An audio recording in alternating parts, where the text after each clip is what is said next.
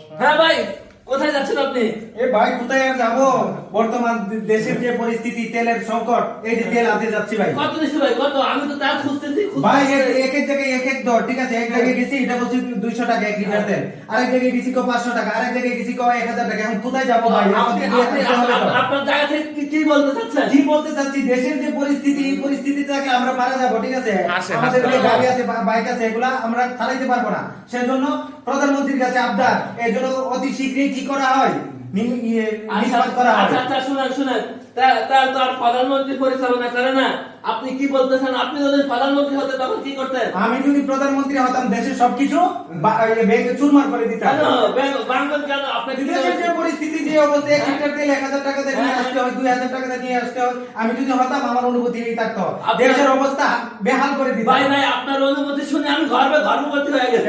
Thank you আগামী মাসে delivery হবে, দোয়া করবেন। থ্যাংক ইউ আচ্ছা, আল্লাহ হাফেজ। বাই।